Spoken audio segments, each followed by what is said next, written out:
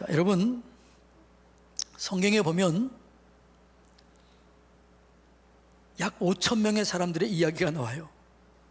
근데 성경에 5천 명 정도의 사람 이야기가 나오는데, 그 중에서 그리스도인들이 가장 좋아하고 닮고 싶어하고 그 이름이 내 것이 되기를 원하는 그 이름이 하나 있어요.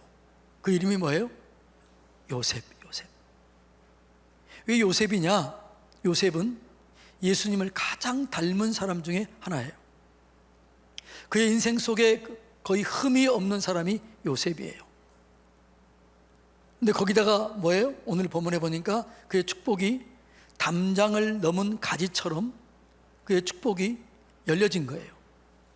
개인에게서 가정으로, 가문으로, 그리고 이웃으로, 나라로, 세계 열방으로 그의 축복의 문이 열렸던 사람, 이분이 요셉이에요. 한 통계에 의하면 자기도 복을 받고 자기가 받은 복을 이웃에게 나눠주는 사람은 몇 퍼센트 정도 될까요? 약 1%도 안 된다는 거죠. 100명 중에 1명 정도가 될까 말까요. 근데 요셉은 자기 자신이 세워지면서 세계를 구원한 거죠. 그것이 요셉이 받은 축복이었습니다. 하나님은 우리가 요셉처럼 살기를 원해요. 그래서 우리를 부르신 목적을 뭐라고 그래요? 내가 너로 축복의 통로를 삼기를 원한다. 그래서 내가 너로 큰 민족을 이루고 내게 복을 주어 내 이름을 창대하게 하리니 너는 복의 근원이 될지라. 하나님이 원하는 마음이에요. 요셉처럼 이런 축복을 받아서 하나님께 영광 돌리며 여러분의 삶이 담장을 넘은 가지처럼 여러분의 자녀와 여러분의 가정과 여러분 후손들이 그런 놀라운 축복을 누리시기를 바랍니다. 근데 이 축복을 어떻게 누리느냐? 요셉이 어떻게 축복의 그릇을 준비했느냐? 그것을 살펴보며 은혜 나누기를 원합니다. 요셉은 담장을 넘은 가지처럼 축복을 받을 수 있었던 비결은 그의 삶이 말씀의 뿌리를 내린 거예요. 뭐라고요? 말씀의 뿌리를 내린 거죠.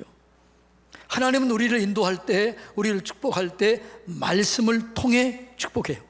말씀은 축복의 문을 여는 통로입니다. 축복의 열매를 맺게 하는 씨앗입니다. 그래서 오늘 요셉을 뭐라고 그래요? 요셉은 무성한 샘 곁에 심겨진 무성한 가지다. 담을 넘었다, 이렇게 해요. 이 샘은 은혜를 상징해요. 이스라엘에서 은혜를 상징하는 게 몇 가지인데, 비, 이슬, 샘. 물이라고 해서 다 은혜를 상징하는 건 아니에요.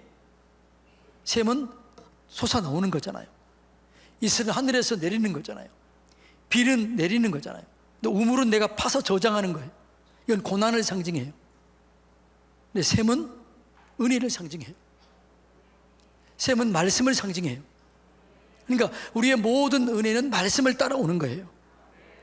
말씀을 따라 하나님의 축복이 열려지게 되는 거지요. 그러니까 말씀 속에 축복이 숨겨져 있는 거예요. 그래서 모든 복은 말씀을 통해서 오는 것이죠. 성경은 비유를 얘기하고 있는데 말씀이 곧 하나님이다라고 얘기해요.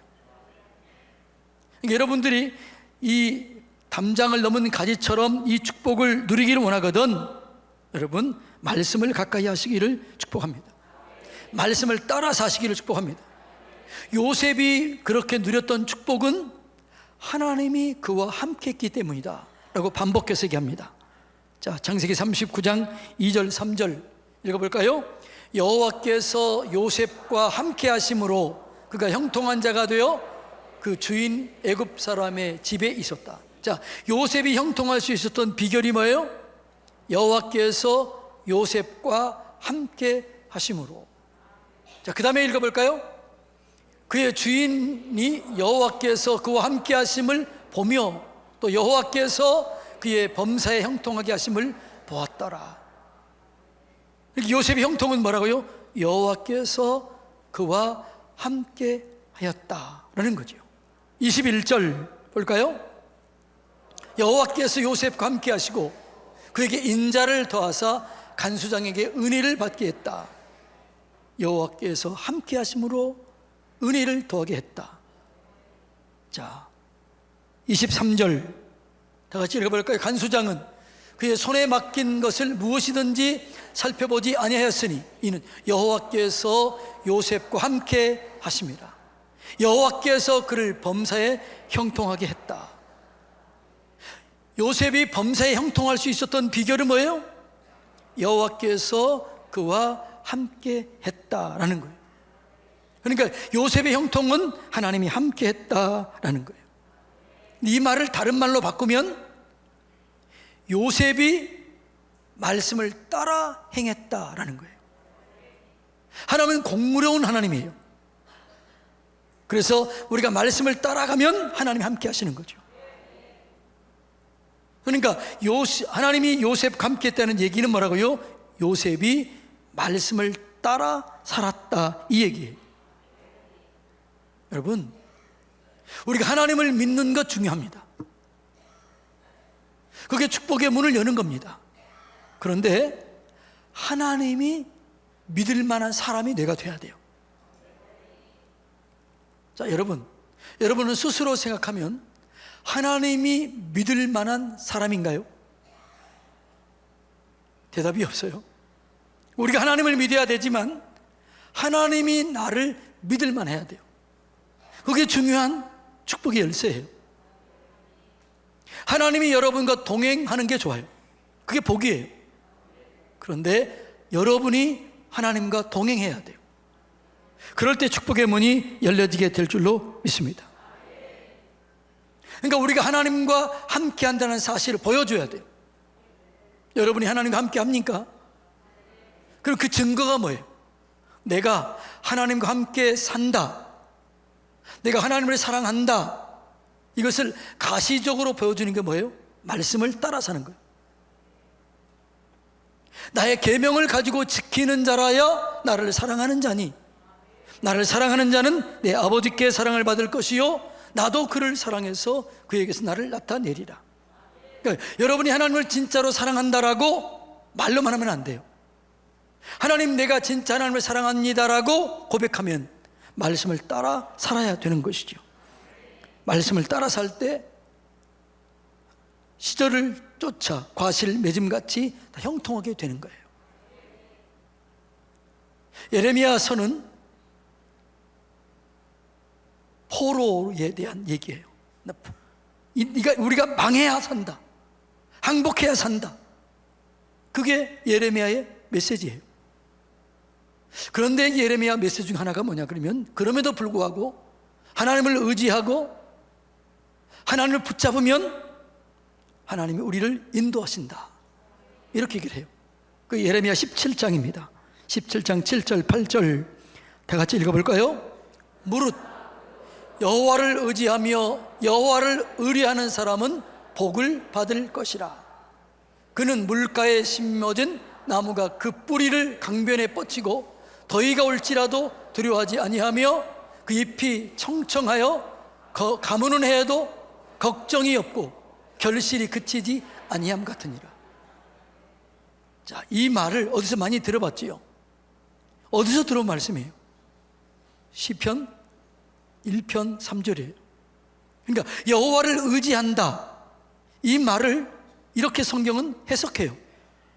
여호와를 의지한다는 것은 주야로 말씀을 묵상하는 거예요. 그러니까 17장 7절과 시편 1편 2절은 같아요. 2절 읽어볼까요? 오직 여호와의 율법을 즐거워하여 그 율법을 주야로 묵상하는 자로다. 이게 의지하는 거예요. 여호와를 의지하는 것이 말씀을 묵상하는데, 이 말씀을 묵상하면 따라오는 복이 있는데 그게 예레미야 8장과 3절이 똑같아요. 읽어볼까요? 3절. 그는 시냇가에 심은 나무가 철을 따라 열매를 맺으며 잎사귀가 마르지 아니함 같으니 그가 하는 모든 일이 형통하리로다. 자, 그가 하는 모든 일이 형통할 수 있는 비결이 뭐라고요? 주야로 말씀을 묵상하면 시절을 따라 열매를 맺음같이 다 형통해요. 여러분 인생이 어디를 가든지 무엇을 하든지 형통하기를 원합니까? 네, 그런 것을 구체적으로 이 시편 1편 2절 3절 이렇게 이 말씀을 그대로 축복을 받았던 사람의 간증이 나와요. 그 간증이 다윗이에요. 자, 열왕기상 2장 3절 다윗이 이렇게 간증합니다. 다 같이 읽어볼까요?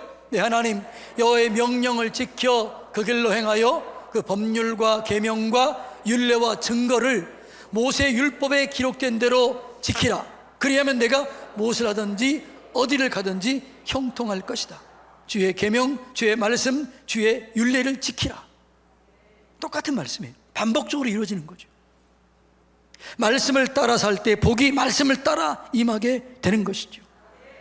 예. 그래서 복은 뭐라고요? 말씀을 따라 오게 되는 거죠. 여러분 이 땅에서 잘 되기를 원하나요? 이 땅에서 기업을 얻기를 원하나요? 그 기업을 얻을 사람은 누구예요? 온유한 사람이에요. 온유한 사람은 복이 있나니 저희가 땅을 기업으로 얻을 것이요. 그런데 온유한 사람이 뭘까요? 온유한 사람은 말씀에 길들여진 자예요. 온유한 자는 뭐라고요? 말씀에 길들여진 자예요. 말씀을 따라 사는 자, 말씀에 순종하는 자가 온유한 자예요. 그래서 하나님을 만나면, 말씀을 따라 살면 하나님의 복이 임하게 돼 있어요. 유럽 사람들은 이 얘기를 들으면 기분 나쁠지 몰라요. 근데 성경을 알기 전에 영국 사람들은 바이킹이에요. 바이킹족이었어요. 앵글러 섹슨족이었어요. 해적이었어요. 독일은 게르만족이에요. 산적과 같은 사람들이었어요. 근데 이들 속에 말씀이 들어가요. 바이킹족의 말씀이 들어가고 게르만족의 말씀이 들어가자 그들이 변화돼요. 해적이 신사로 바뀌어요. 산적이 철학자가 돼요. 도둑들이 과학자가 돼요. 그러니까 말씀이 들어가면 변화가 일어나는 거예요. 우리나라가 정말 가난했습니다. 그런데 우리나라에 말씀이 들어온 거예요. 말씀이 들어와서 우리나라가 변화가 일어난 거죠. 우리나라의 민주주의 그 의미를 잘 몰랐어요. 미국도 처음에 대통령제 했을 때 대통령이 뭐 하는지를 잘 모른 거예요. 초대 대통령이 워싱턴이었잖아요. 원래 대통령제를 했던 이유는 입법권이 너무나 강하기 때문에 입법보다 강한 행정력이 있으면 좋겠다. 그래서 대통령을 만든 거지요. 세운 거지요. 근데 대통령을 세웠는데 뭘 하는지를 몰라 했어요. 그래서 처음에는 뭘 했을까요? 돌아다니며 파티했어요. 파티.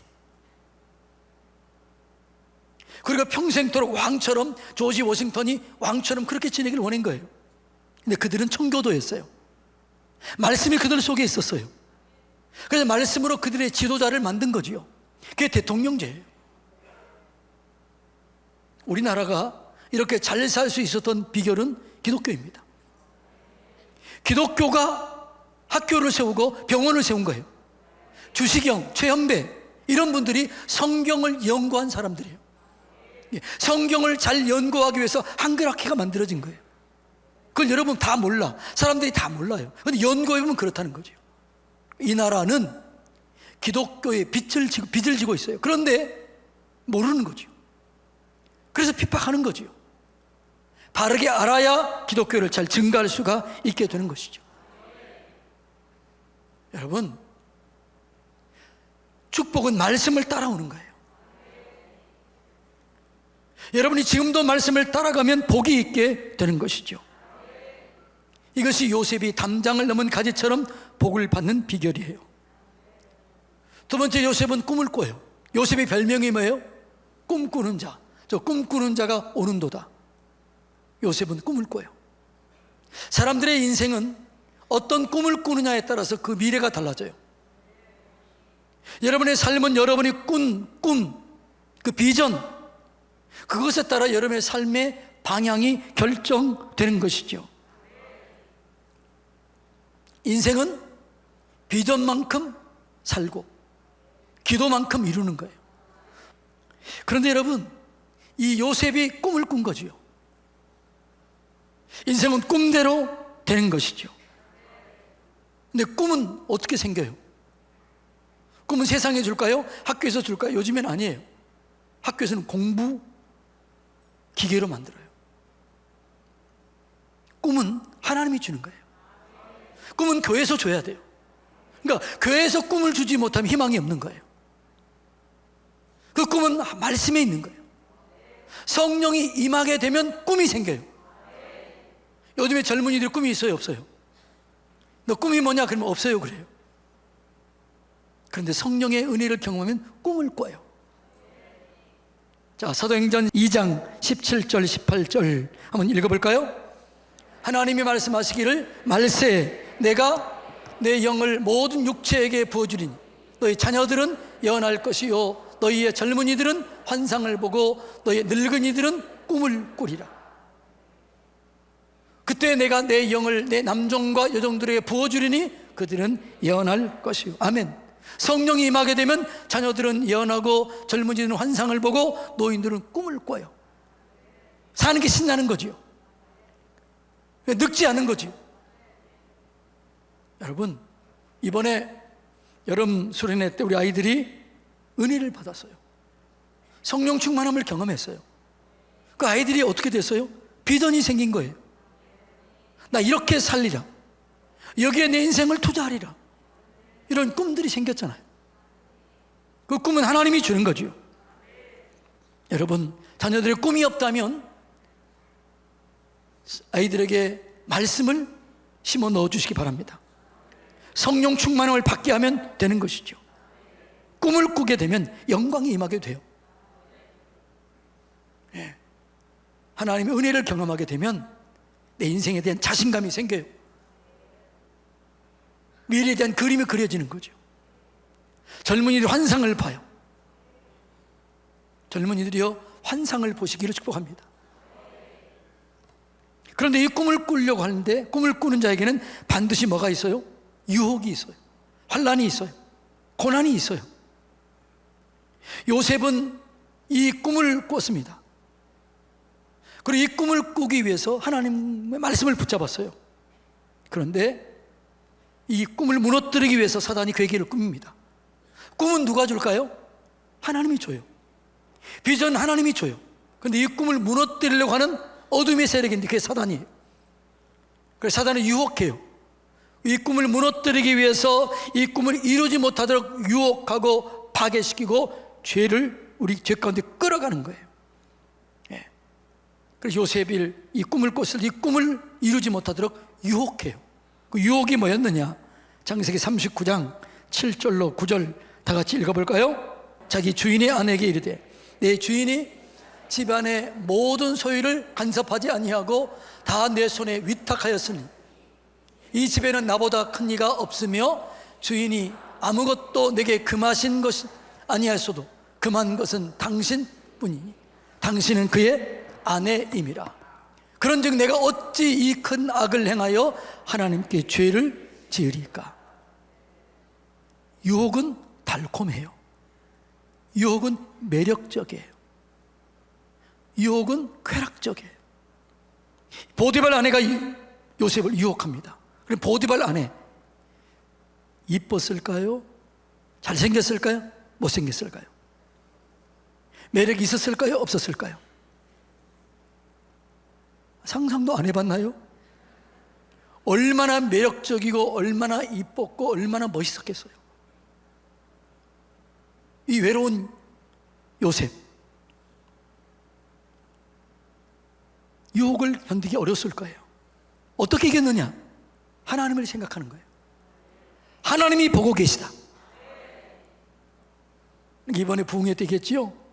두 카메라를 조심해라.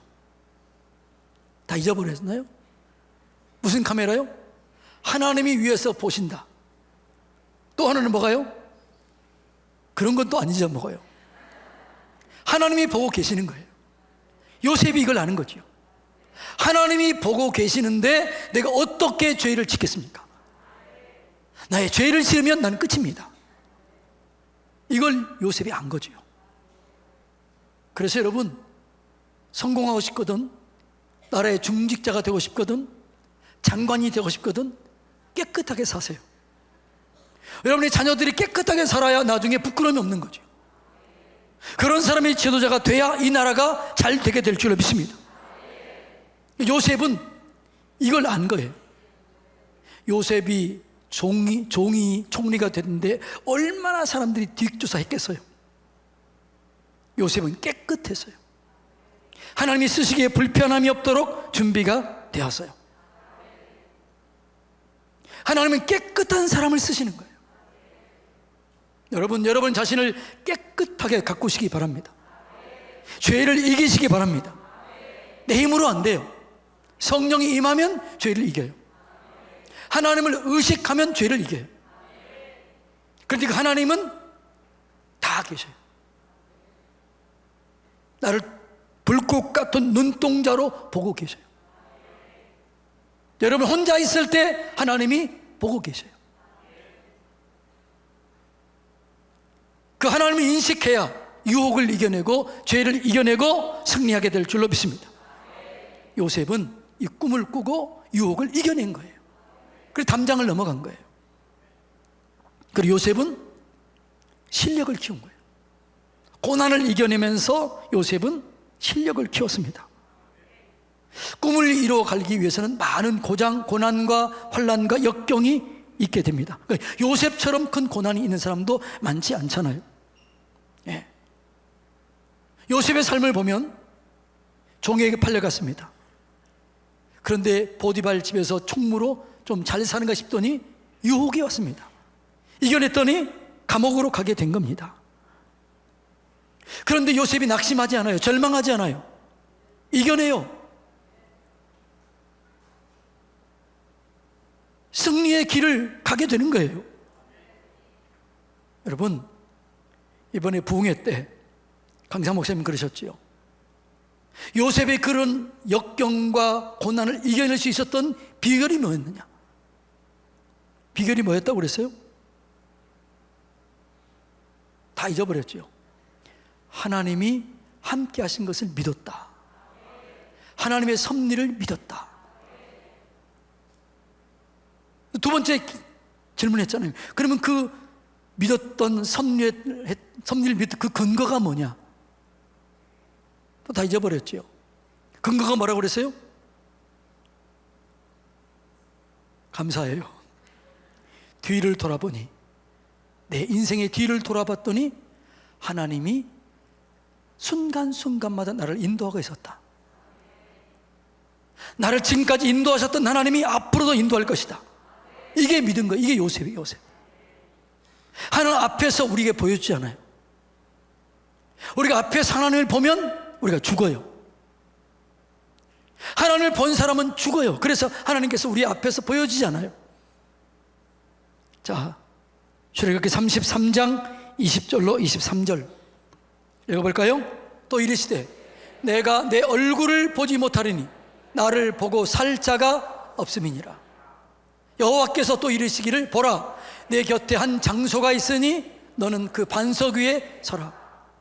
내 영광이 지나갈 때에 내가 너를 반석 틈에 두고 내가 지나가도록 내 손으로 너를 덮었다가 손을 거두리니 내가 내 등을 볼 것이요 얼굴은 보지 못하리라. 우리가 대면에서 보면 죽어요. 앞에서 안 보여요. 그러나 우리의 뒤를 돌아보면 어떻게 해요? 고비고비마다 하나님이 나와 함께 했던 것들을 느끼게 되는 거예요. 요셉이 그런 거예요. 여러분, 내 인생의 고비마다 함께 하셨던 하나님은 앞에서도 인도하실 줄로 믿습니다. 보이지 않지만 인도하셔요. 그걸 요셉이 믿었던 거죠. 그 함께 하신 하나님과 고난을 이겨내요. 환난을 이겨내요. 슬픔을 이겨내요. 고독을 이겨내요. 그리고 실력을 키워요. 요셉이 어떻게 실력을 키웠어요? 있는 곳에서 최선을 다합니다. 감옥에 가서 거기서 실력을 키워요.